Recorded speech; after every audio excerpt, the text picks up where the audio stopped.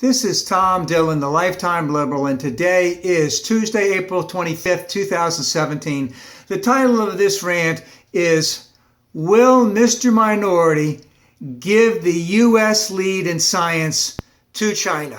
So they had big demonstrations over the weekend and all over the world, and scientists going out and say, hey, let's just believe in science. And what was the good one? There is no planet B. So a lot of it has to deal with the fact that Mr. Minority and a majority of the Republicans don't seem to want to believe in science, let's just say reality. But here's the reality that they should really be thinking about, is that as we are out right now with Mr. Minority and his budget looking to cut investments in NIH, this is the National Institutes of Health, and cut investments in the Centers for Disease Control, cut investments in the Department of Energy and many, many other agencies. And with the Department of Energy, I believe that they're trying to rescind grants that have already been approved and the money has already been approved of.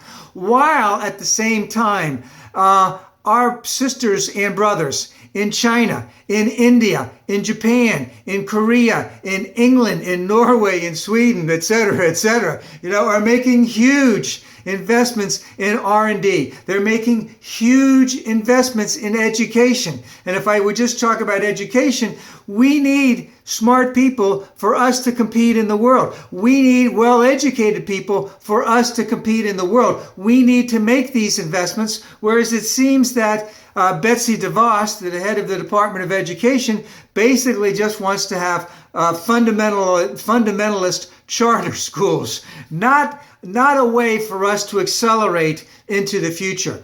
Now, China, from 2003 to 2013, invested about 20% in R&D research, as did many other countries, huge amounts. The United States, their investment technically was about 0% in the last 5 years because of the sequester, and the fact that the Republicans would not approve of any increases in the budget if it involved any type of tax increases. Well, again, China and all these other countries, they're moving.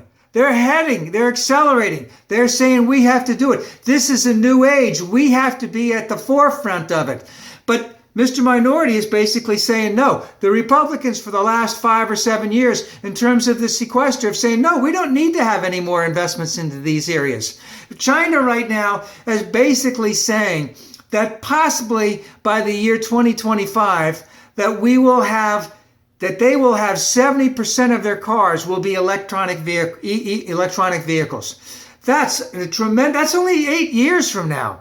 Dang, and Norway or Sweden has already said that they will meet that amount. But much smaller country, but they will meet that amount. So what we have here is a world that is accelerating and investing in science, investing in education, investing in the people in their country, because they know that the world is rapidly changing and that we must make decisions based on factual evidence and science. Whereas we have an administration